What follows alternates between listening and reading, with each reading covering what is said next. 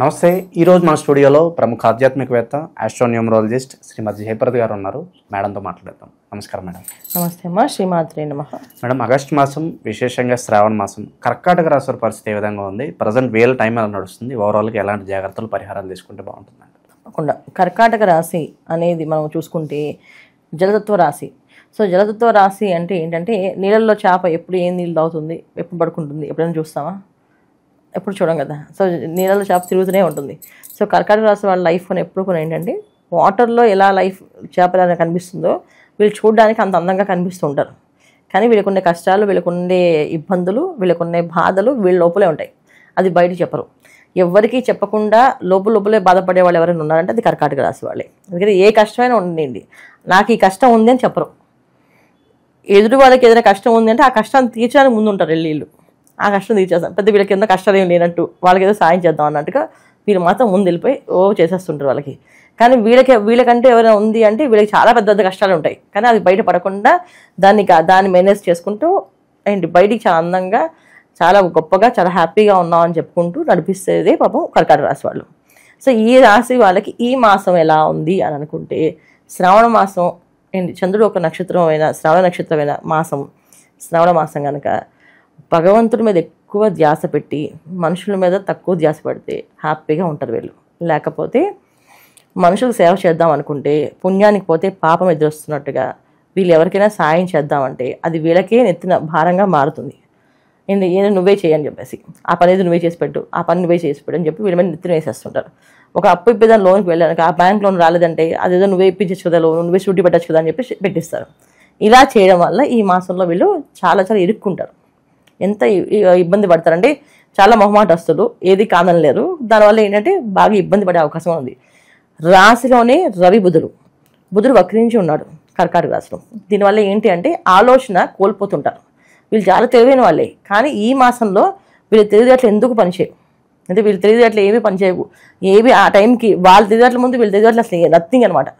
అలా అయిపోతుంది. రవి కూడా రాశిలో ఉండడం వల్ల ఏంటంటే క్వాలిటీస్, లీడర్షిప్ క్వాలిటీస్ ఏవైతే ఉన్నాయో అవి కొన్ని కోల్పోతారు. జనరల్గా వీళ్ళు ఏ పనైనా చాలా చక్కగా చాకచక్యంగా చేసుకొని వెళ్తారు.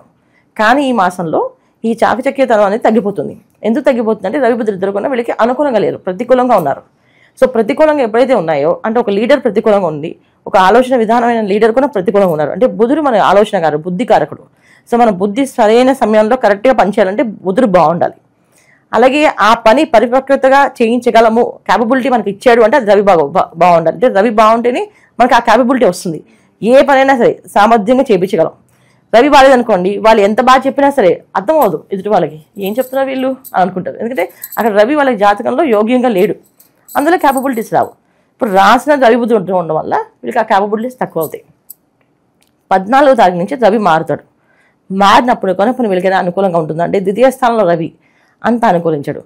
సో వీళ్ళకి అప్పుడు అనారోగ్య సమస్యలు, కాస్తంత మానసికంగా బాగా ఆలోచించేమొద్ది బాగా కాస్త ఇబ్బంది పడతారు. ఎటువంటి ఇబ్బంది పడతారంటే ఏ సమస్య అనేది చెప్పలేం. ఆటోమేటిక్గా ఒక రకమైన బాధ, వెళ్ళి టెస్టులు చేపిస్తే ఏముండదు, కానీ మనిషి శరీరంలో ఏ ఓపిక ఉండదు, నరాలన్నీ నిస్సత్వంగా, పొద్దున్న లేవగానే లేచే ఓపిక ఉండకపోవడం, లేచినా సరే పని చేయలేకపోవడం, ఇవన్నీ కూడా జరుగుతుంటాయి 14 నుంచి. అందుకని ఏంటంటే ఈ మాసంలో రవి బుధుడు ప్రతికూలంగా ఉన్నారు. ఇక కుజుడు బాగున్నాడు అయినప్పటికీ కూడా అంత అనుకూలం కాదు. కుజుడు ద్వితీయ స్థానంలో కన్యా రాశిలో ఉన్నాడు కానీ అంత యోగ్యంగా కాదు. ఓకే, ఎంతవరకు అంటే మనకి సపోర్ట్గా మన ఫ్యామిలీ నిలబడుతుంది, అన్నములు ఉంటే అన్నములు నిలబడతారు, అక్కచెల్లు ఉంటే అక్కచెల్లు నిలబడతారు. వీళ్ళు ఎవరైనా సపోర్ట్గా నిలబడతారు తప్ప వాళ్ళు ఏం చేయలేరు. సపోర్ట్ ఇవ్వడం మాట కాదు, సపోర్ట్గా మేము ఉన్నాం, ధైర్యం అంతే. మాట సాయం కాదు. నువ్వు షూటీ పెడితే మేము కూడా సంతకం పెడతామని సార్ చెప్పి చెప్పరు. నువ్వు పెట్టకు, జాగ్రత్తగా ఉండని చెప్తారు తప్ప పెట్టరు వాళ్ళు. వీళ్ళు పెడితే మాత్రం ఇరుక్కుంటారు. అది. సో ఈ మాసంలో వీళ్ళు ఏం జాగ్రత్తలు తీసుకోవాలి అంటే వ్యాపారస్తులు ముఖ్యంగా కొత్త వ్యాపారాలు ప్రారంభం చేయకూడదు. శ్రావణ మాసమే కదా ప్రారంభం చేద్దాం అనుకోవడం, మాసం మంచిదే కానీ గోచారీత్యా అనుకూలంగా లేదు. ఒకవేళ జాతకంలో యోగ్యం ఉంది, జాతకంలో బ్రహ్మాండంగా రాసిపెట్టి ఉంది, దశ బాగుంది, అంత దశ బాగుంది వీళ్ళకి అంటే అప్పుడు చేసుకోవచ్చు.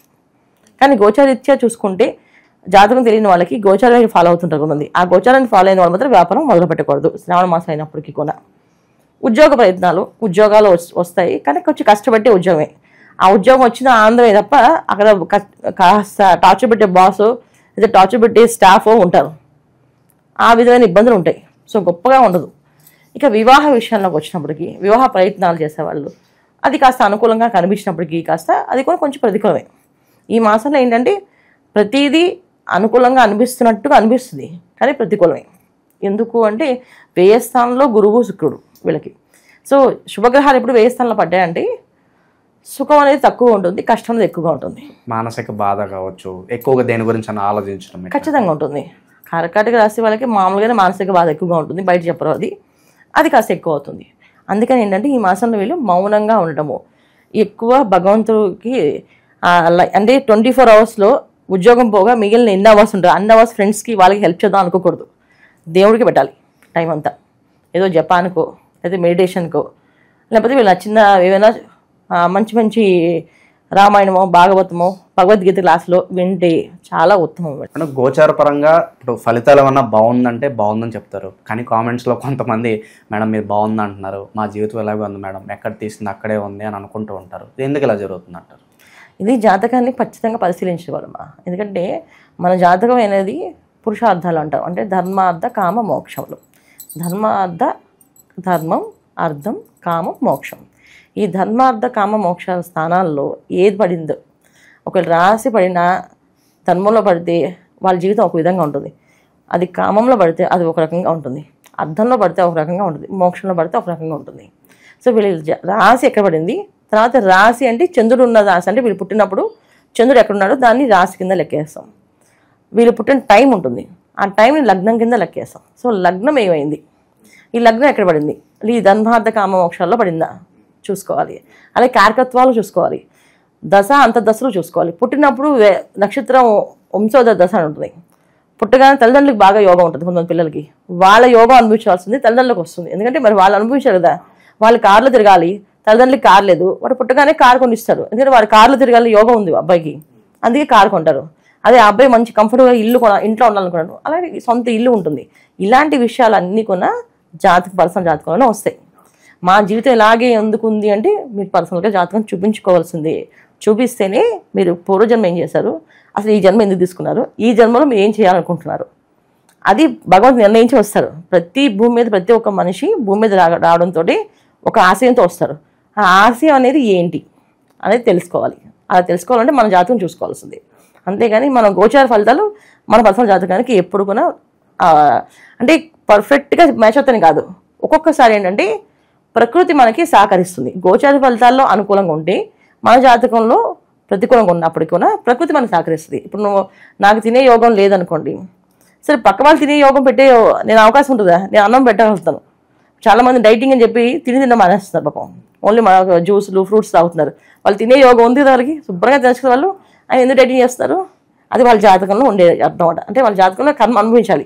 ఇన్ని రోజులే బియ్యం గింజలు తినాలని రాసింది, అన్ని రోజులు బియ్యం తినేస్తే ఆపేస్తారు, మిగతా ఆహారాలు తింటుంటారు. ఇలా ప్రతిదీ కూడా మన జీవితాన్ని జాతకాన్ని ముడివేసుకుని చూసుకుంటుంటే రైట్ అండ్ రాంగ్ తెలుస్తుంటుంది ఎప్పుడు కూడా. ఓవరాల్గా ఈ శ్రావణ మాసం ఎలాంటి పరిహారాలు దైవారాధన చేస్తే బాగుంటుంది అంటారు వీళ్ళు?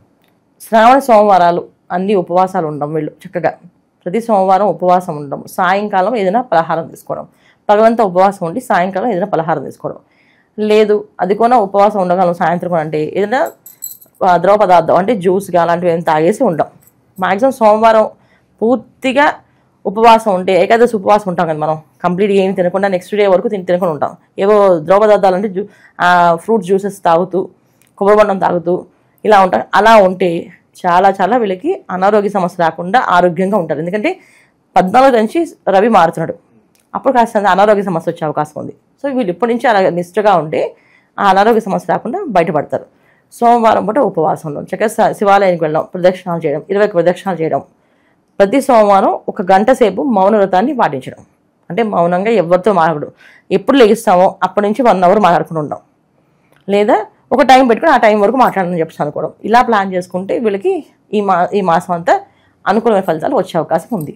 సో వ్యాపారాలు అసలు స్టార్ట్ చేయొద్దు అన్నారు. ఇన్ కేస్ వాళ్ళ జాతకంలో మంచి యోగాలు ఉన్నాయి అనుకోండి, సో వాళ్ళు స్టార్ట్ చేసుకోవచ్చు కదా వ్యాపారాలు చక్కగా. ఎందుకంటే ఇప్పుడు గోచారం చెప్పేది ఎప్పుడు కొనైనంటే 40%, 60% వాళ్ళ జాతకమే ఉంటుంది. వాళ్ళ జాతకంలో యోగమైన ఉందా, యోగ్యంగా ఉన్నా, దశ అంతర్దశలు బాగున్నా, వాళ్ళ లగ్నం బాగున్నా ఖచ్చితంగా చేసుకోవచ్చు. ఓవరాల్గా ఈ శ్రావణ మాసం ఈ రాశి వారికి ఏ విధంగా ఉండబోతుందో మీ మాటలు అద్భుతంగా వివరించారు. ధన్యవాదాలు మేడం. నమస్తే అమ్మా. శ్రీమాత్రే నమః.